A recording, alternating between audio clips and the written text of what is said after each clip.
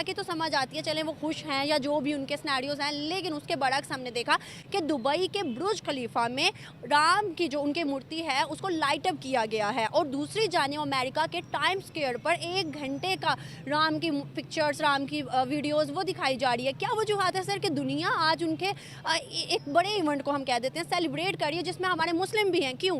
आज उन्होंने दुनिया से बता दिया है कि it's not the same India anymore, और मैं आज उनके साथ हूं, और ये वजह है। और पाकिस्तान को और दूसरे लोगों को भी अब इस चीज पे सोचना होगा, सोचना चाहिए मेरे ख्याल में। मैं अमेरिका से आया हूँ, न्यूयॉर्क से। आपको अयोध्या यहाँ पर लग रहा है, कैसा नजारा आप देख पा रहे हैं? क्योंकि ये मैं पहले दिन अयोध्या में श्री रामचंद्र भगवान आए। मैंने कल गया अपने हिंदू दोस्तों के साथ, मैंने वहां उनके साथ सेलिब्रेट किया, उनके साथ उनको मुबारकबादें दी उनको, मैं इसमें कोई हर्ज नहीं।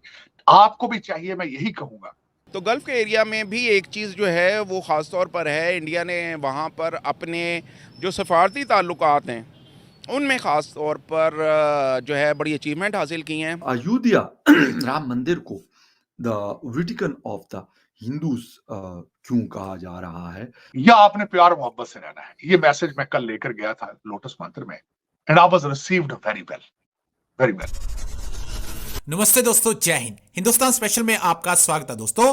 भारत ही नहीं, दुनिया के बड़े शहरों में प्राण प्रतिष्ठा समारोह बड़ी धूमधाम से मनाया गया। इस मौके पर न्यूयॉर्क, पेरिस और कई बड़े शहरों में माहौल राममय हो गया। वहां रहने वाले सारे हिंदू भारतीय राम की भक्ति में लीन हो गए। इस खास मौके पर न्यूयॉर्क के टाइम्स स्क्वायर पर भारतीयों की भारी संख्या देखी गई।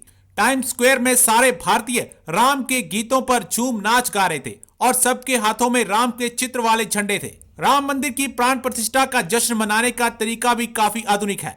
टाइम्स स्क्वायर की स्क्रीन पर राम की तस्वीरें प्रदर्शित की गई। कई लोगों ने राम की तस्वीरें वाले भगवा झंडे लहराए गए। इसी बीच टाइम्स स्क्वायर पर ओवरसीज फ्रेंड्स ऑफ राम मंदिर के सदस्यों ने लड्डू बांटे। दूसरी तरफ फ्रांस के आईफल टावर पर भी जय श्री राम के नारे गूंजते हुए दिखाई दिए। अब पाकिस्तानी मीडिया चर्चा कर रहा है कि बुर्ज खलीफा से लेकर टाइम्स स्क्वायर तक सारा माहौल राममय हो गया और ये सारे शहर श्री राम के नारों से गूंज उठे। तो इंडिया की तो समझ आती है, चलें वो खुश हैं या जो भी उनके सिनेरियोज हैं, लेकिन उसके बरक्स हमने देखा कि दुबई के बुर्ज खलीफा में राम की जो उनकी मूर्ति है उसको लाइट अप किया गया है, और दूसरी जानिब अमेरिका के टाइम्स स्क्वायर पर 1 घंटे का राम की पिक्चर्स, राम की वीडियोस वो दिखाई जा रही है। क्या वजूहत है सर कि दुनिया आज उनके एक बड़े इवेंट को हम कह देते हैं सेलिब्रेट कर रही है, जिसमें हमारे मुस्लिम भी हैं? क्यों?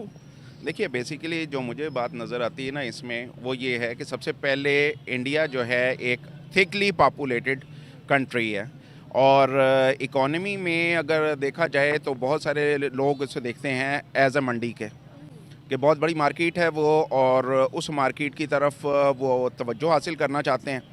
अमेरिका का जहाँ तक ताल्लुक़ है तो अमेरिका भी अपने इंटरेस्ट देखकर उसके मुताबिक यकीनी तौर पर चला करता है, और यही वजह है कि उसने पाकिस्तान के साथ देरपा जो ताल्लुकात थे, सीटों सेंटों के मुआहदे थे, उन सबको निगेट करके इंडिया की तरफ जिस तरह से हाथ बढ़ाया।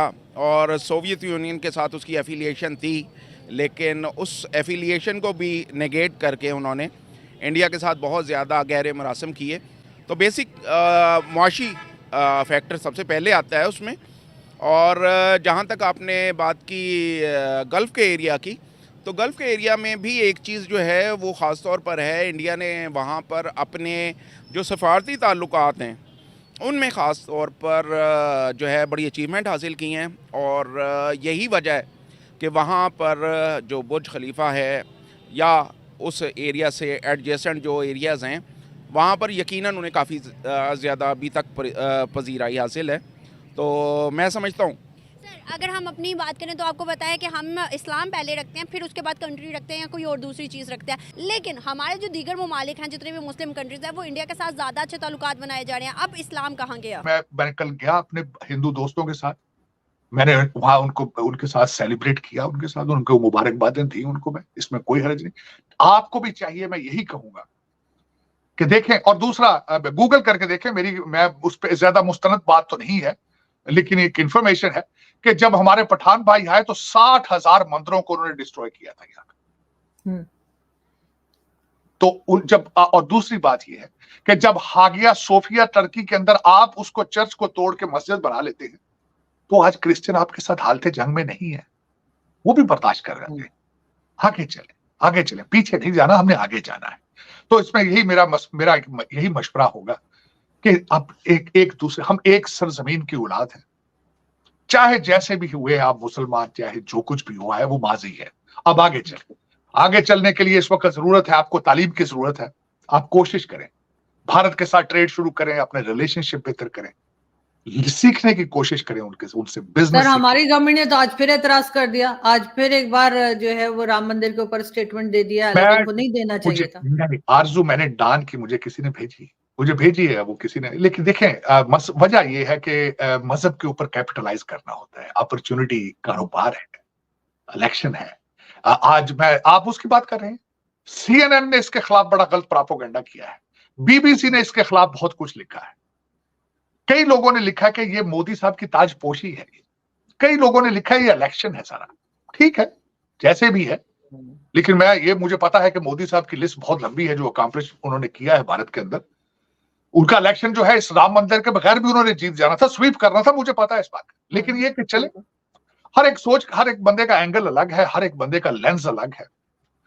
मैं एक मुसलमान हूं, मैं समझता हूं, मेरे मंदिर जाने से, मेरे गुरुद्वारे जाने से, चर्च जाने से मेरे मजहब को कोई खतरा नहीं है। मेरी ये तालीम ये है। मेरे जाने से आने से कई लोग कहते हैं ये राह का एजेंट है, कई भारत के एजेंट है, कई कहते हैं मोदी भगत है। कहने से क्या है, जितने मुंह है उतनी बोलियां बोलते हैं, क्या फर्क पड़ता है। लेकिन मैं फिर भी उन बच्चों को यही दुआ दूंगा, कोशिश करो आर्टिफिशियल इंटेलिजेंस की तरफ जाओ बेटा, कुछ सीखने की कोशिश करो।